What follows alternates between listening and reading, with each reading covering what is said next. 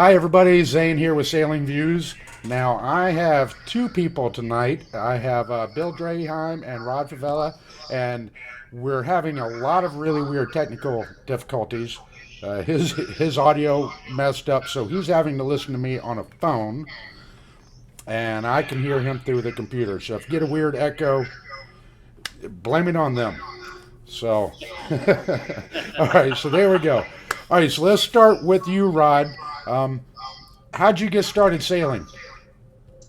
I started sailing at the age of 11 back in Venezuela, in a town called Puerto La Cruz.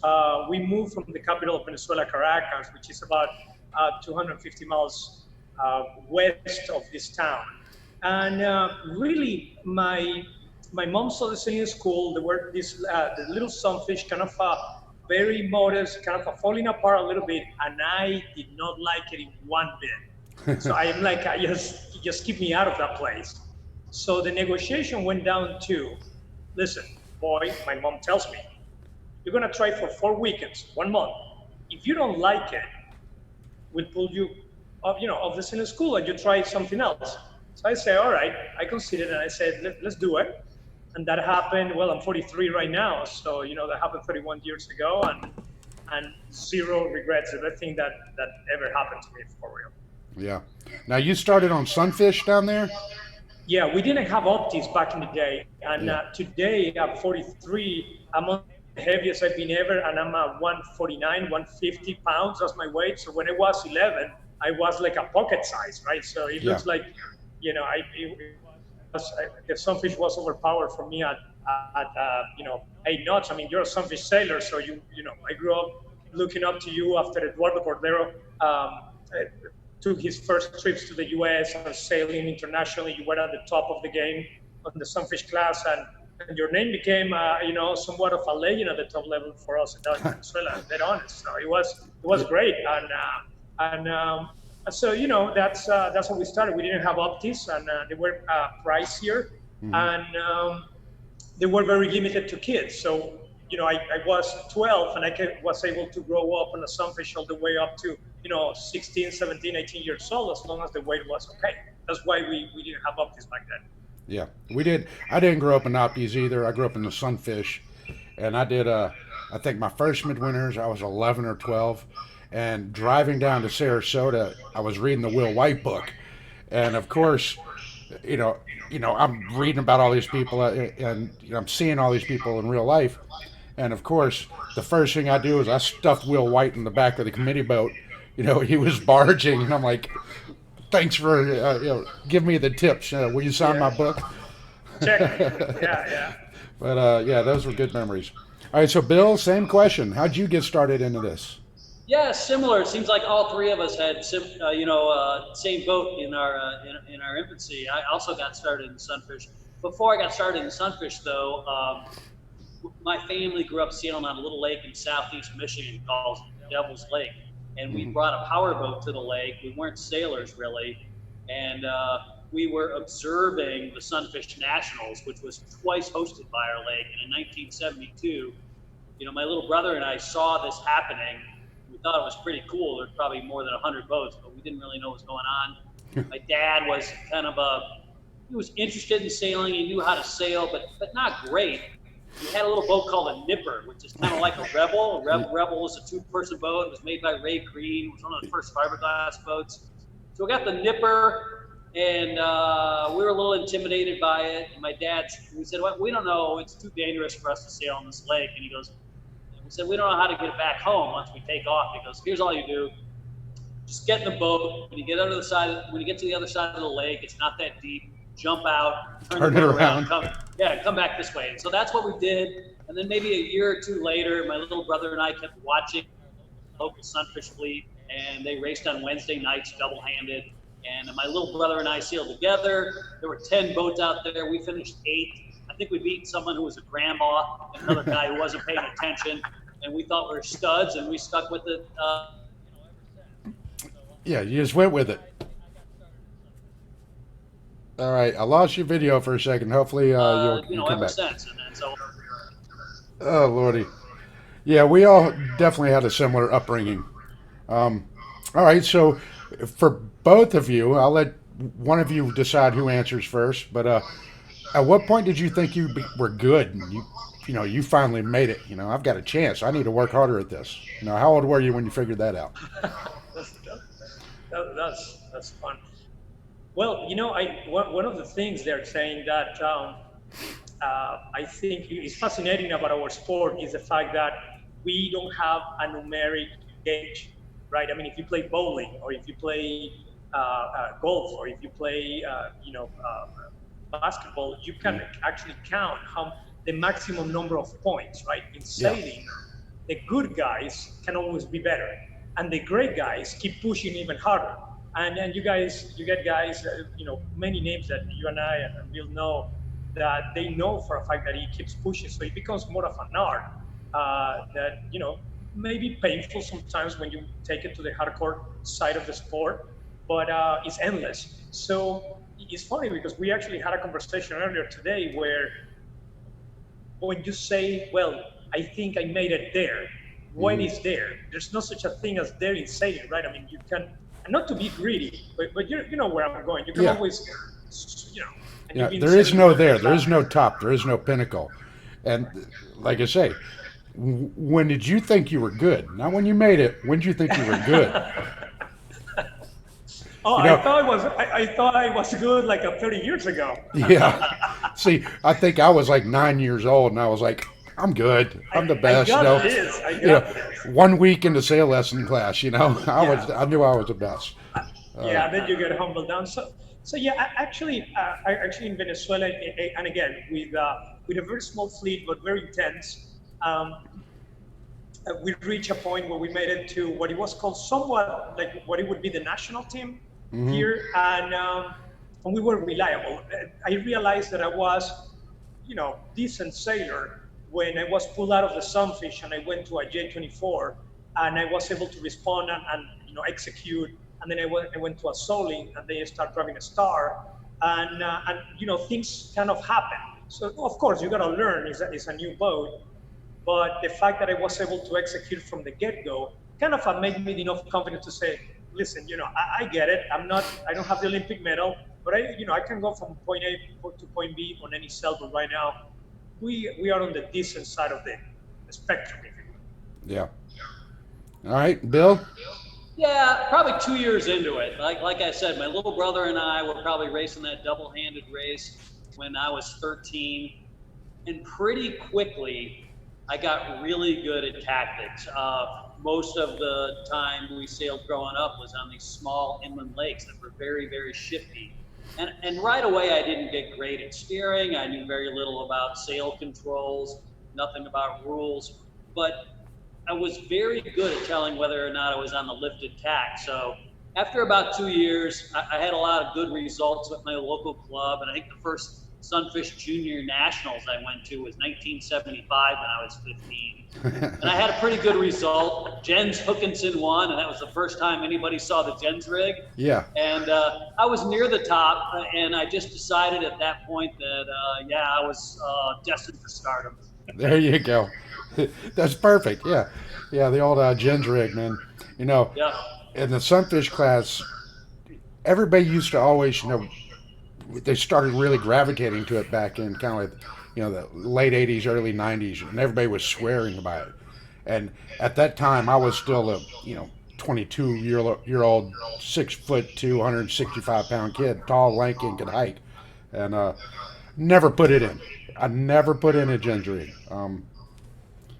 Sailing in 20 knot regattas doesn't matter. Give me the big rig, I'm going. Now, Greg Gust out there in Texas, he's got this whole funky thing. I was like, I don't know what you're doing, but okay, I guess it makes sense. And they're like, oh, you just run this line, you run that line. I tried rigging up. I'm like, no, no, this isn't gonna work. I'm back to what I know. Just I'll go out there and get laughs. I don't care anymore. But Yeah, yeah, yeah, I had no idea what Jens was doing in 1975 either, and none of the juniors did. But in 1976, we were all seniors at that point. You became a senior when you were 16. yeah, So Jens was sailing at the senior nationals, again, using his own rig. and he won the nationals. So everybody knew what was going on at that point. Hmm.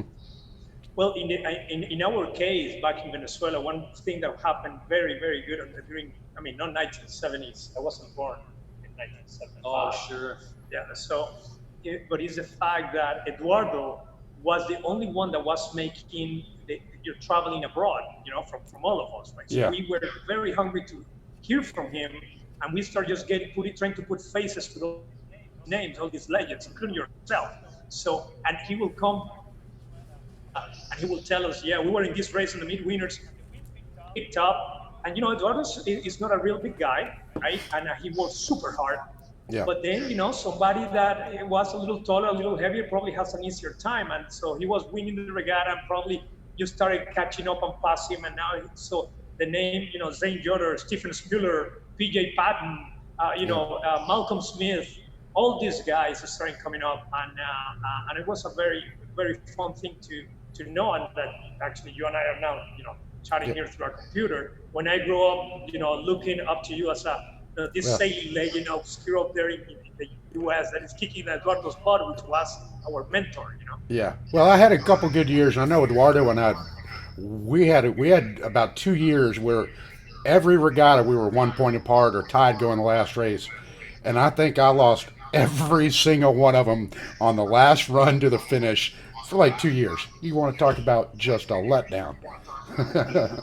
Anyway, He's a Eduardo's machine. good, man. Hard to beat him. I think he's won the world's 5 times. He's hard to beat. Eight times. Eight? He has 8 times. Good lord. And he doesn't live but an hour from me, and I can't get him on the water at all. So, yeah, I'll definitely get him on here. Um, all right, so we've talked about sunfish. Now, what's y'all's favorite boat? Is that it? Or I mean, I see all these VXs and you know other little sport boats behind you. Is it still sunfish, or is Sure. it other boats Yeah. now? So yeah, this guy here behind us is the VX Evo, right? It's the little brother of the VX1. Ah, 16-footer, beautiful boat, 180 pounds all up. And he's a great solo sailor. Main and spinnaker is a very simple sport boat for one individual. You can sail two up, but it's actually designed for one. But to your point, to your question, my favorite boat, definitely by far, is the VX1. It is. I actually bought my first boat on the blueprints. I never even tried the boat. I didn't even seen it. I just pick up the phone, talk to Brian Bennett. We were good friends from the Viper times, and I decided to drive to Savannah and pick up a boat. And obviously got involved, became involved in the business part of it.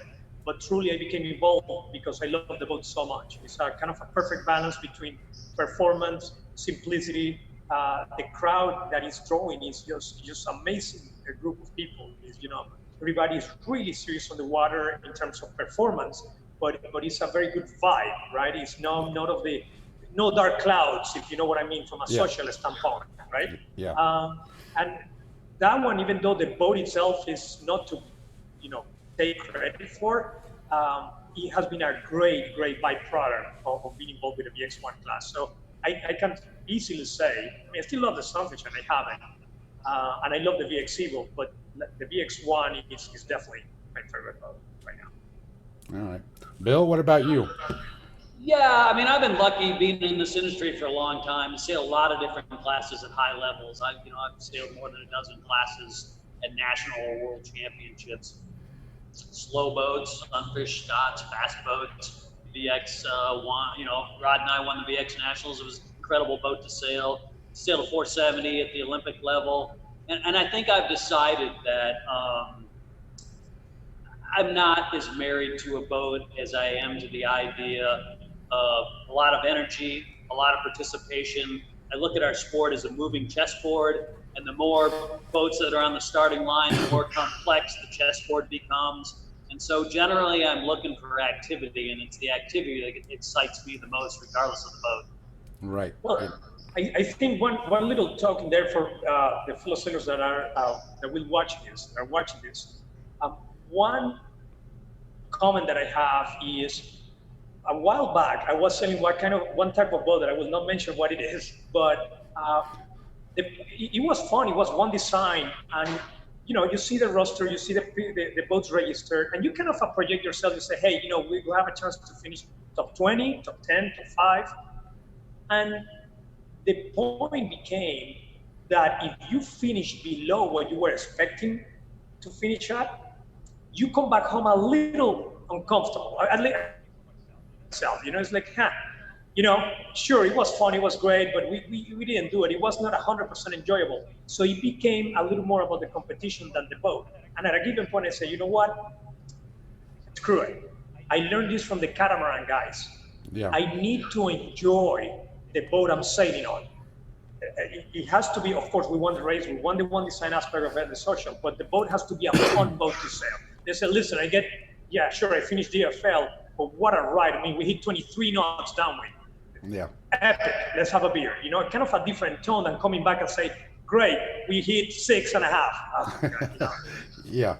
Yeah. I've done a lot. Yeah, go ahead. I mean, I appreciate what Rod's saying, and I'm really lucky that we sailed the VX Nationals together. And the idea that you sail a boat that goes 20 knots downwind, and you giggle the whole time. And the class continues to grow. I think they had 35 or more boats at their last regatta. And if you start having a boat with that kind of excitement, and then the complexity of that many boats, that's hard to beat. Yeah. I agree with both of you. Having a good fast boat that's fun to sail and you enjoy it, that's great. And then following the activity. Part of the problem now is there's so many boats and so many new boats and good boats that it's hard to pick one, And for me, it's kind of easy. Vipers just fell into our laps here, on the Gulf Coast. So we're stuck sailing them for the next 15 years, whether we like it or not. So, I'm stuck. I'll be in the Vipers a lot in the next couple of years. All right, let's pick your best regatta. Obviously, y'all just y'all won the VX together, but do you have one regatta that sticks out in your mind? As your absolute pinnacle. Yeah, I knew this question was coming, so I've been thinking about it. I mean, I did do my homework, Zane. So yeah, I have been in several regattas where, especially on my tender years, my early years, where it was very exciting. I say unbelievable. I always loved sports, and it was always kind of hard for me to do other sports. And then in sailing, I started to excel in my categories and the classes I was sailing on. But one that actually really left a mark was the Chicago Mac 2015. We did it out of the 303 boats. We did it on the third slowest boat of the whole fleet, still on the racing division. Yeah. And like probably 30 miles or 20 miles after they gone into the race, the owner of the boat received a phone call from his son saying that an important relative is not with us any longer. This guy, the owner of our boat, which is a person that I deeply admire, and it became a very good friend, very loving individual. Well, he has been working his whole sailing life towards winning the Chicago Mac. So now we find a way to get him out of the boat, and we told him, listen, we're going to retire from the regatta. It's okay. And he said, no, the boat's got to finish.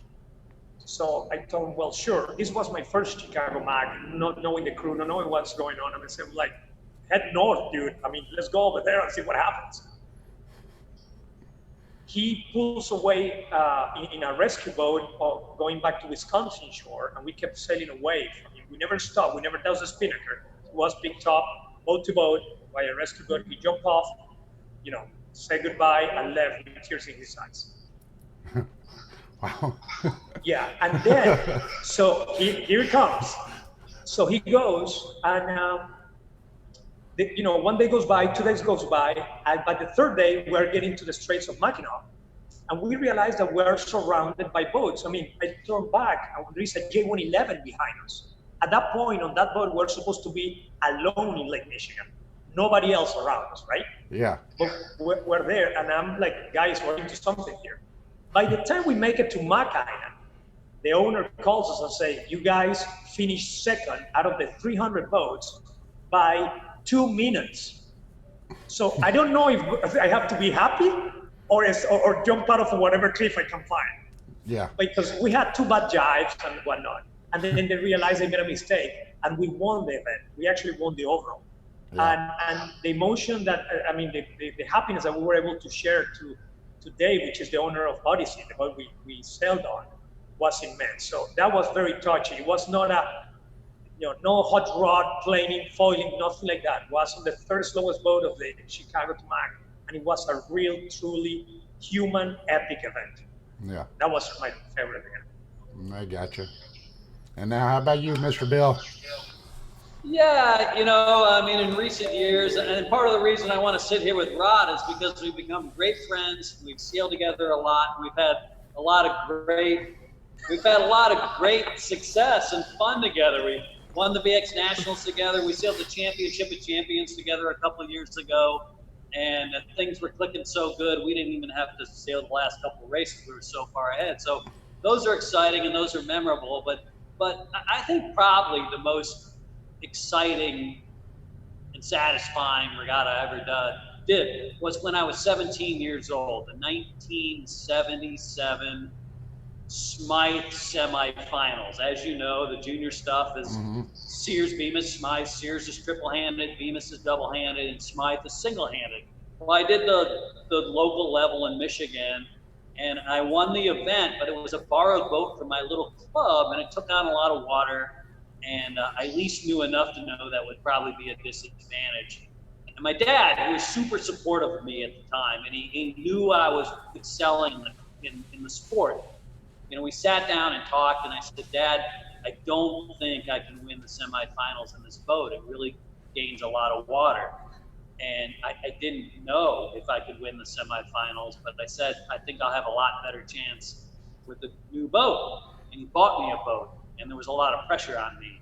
Oh, yeah. I went to the semifinals, and I won, and I was never happier in my life. It was just so satisfying. I probably had tears in my eyes driving home because I knew my dad put a lot on the line for me, and I was just so excited to win that event. Yeah.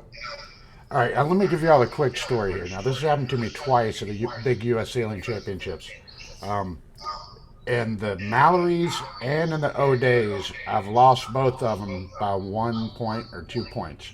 Now, in the O'Days, I made a stupid mistake, and I'd been sailing and training with two of the guys that were in the top three. And all three of us had trained together, and we were all in top three, two of them from California and myself.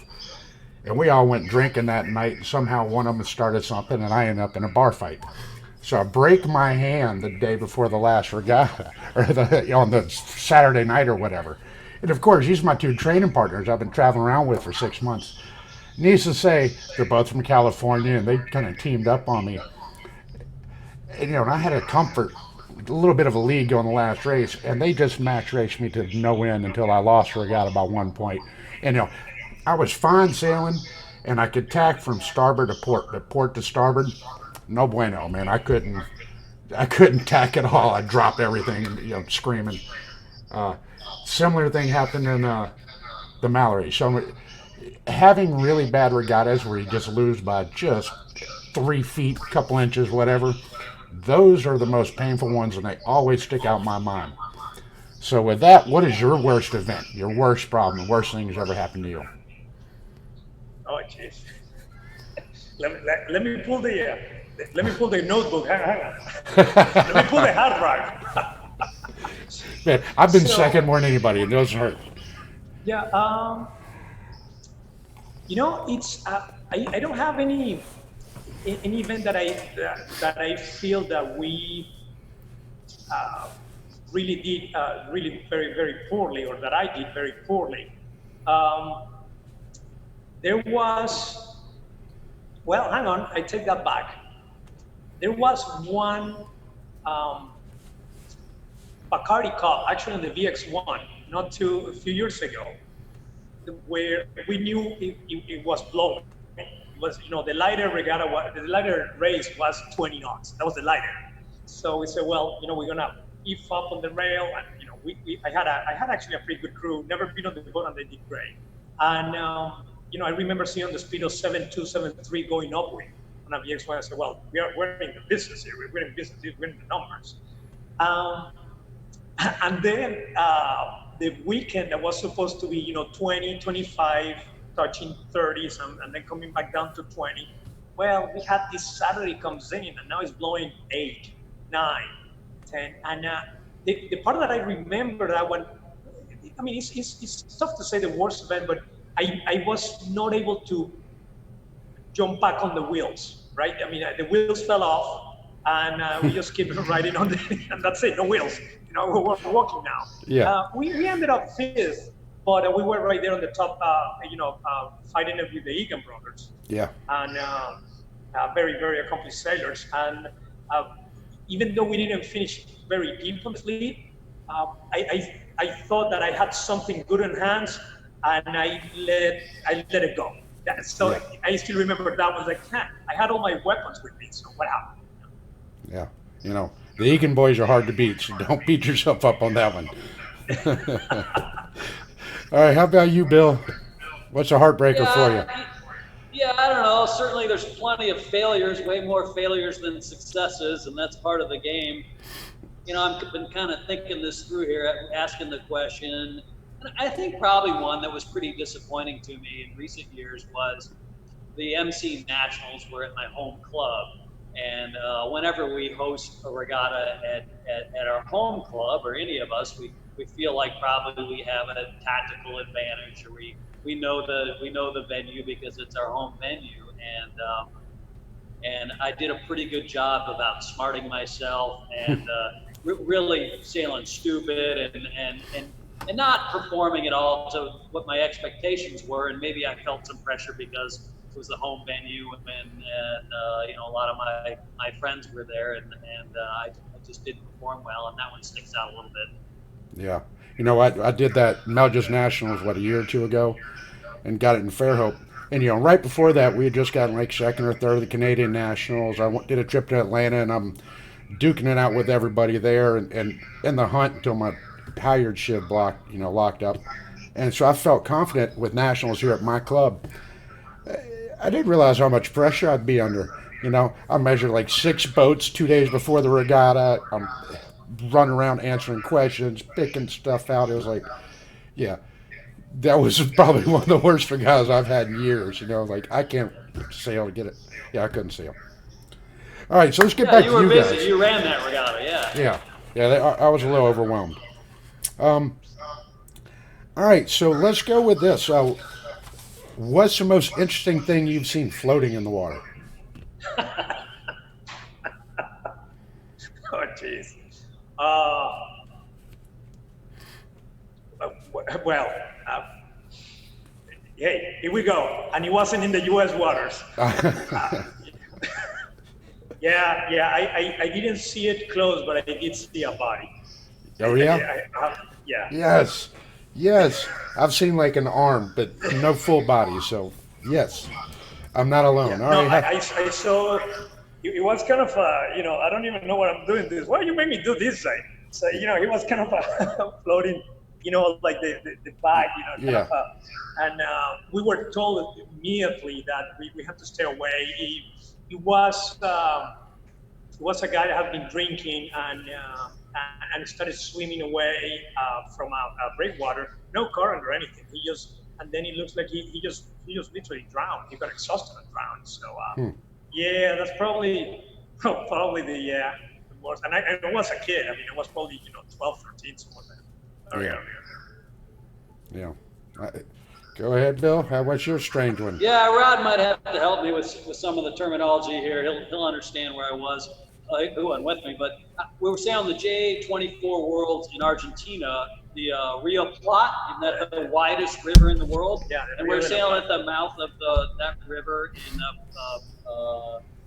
what city? Buenos Aires. I was in Buenos Aires. Yeah. And we were sailing along, and we sailed past a floating capybara, pigs, capybara, and one of those big pigs was tennis shoes up in the river, and that was interesting. Yeah. All right. See, I don't even know what any of that is, but I'll take your word for it. It's a big dead pig. It's not Oh, a a pig. pig. Okay. Like a pig. All right. It's the largest rodent in the world. It's like a hamster that is like 110 pounds, Oh, 120 wow. pounds hamster. Yeah, Okay. That's big Yeah, those that, are big boys. Yeah, yeah, that's a big boy. You could eat that. they taste good though. Yeah, sailing, I've seen, like I say, the arm, but I know growing growing up, I guess my dad and I and my mother were riding around a motorboat, and we were going to check on this lot on this bay that we had just bought, and we're checking it out by water to see how to get into it. And we went in, checked out the lot, and we came back out, and there was a plane crashed about 500 yards from where we had just gone in. So of course, we were the first ones to the scene because we came out of the channel, and poof, there it was. So everybody's dead, but that was we had to sit on scene, and then uh, I don't know, we called it in, then we met search and rescue and brought them out and helped them remove the bodies, and that wasn't fun. I've Where seen a was lot that? of weird stuff, man. Um, I don't know why things follow me. Okay, everybody, as you can tell, I've stopped the video. So what I'm doing right now is I'm breaking it into two parts. You can hear the other part later today or tomorrow. I haven't quite decided. You'll know as soon as I do. I just couldn't in good conscience let y'all listen to an hour of us talking and babbling about things. So I figured I'd split it up, divide it up. That way you can get in little 30-minute chunks. But it is coming. It is the same quality, the same everything. And with that, I'm going to go ahead and bid you adieu. Don't forget to like, subscribe. You'll see the other half later, either today or tomorrow. We will see. But hit that button. Thanks, guys. Over, out, and bye-bye.